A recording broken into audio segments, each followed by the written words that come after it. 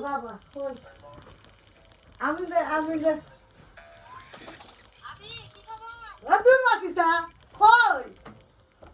কি অবস্থা দেখো কি খবর আমি আচ্ছা এখন যাইতেছে বাপুর বাসায়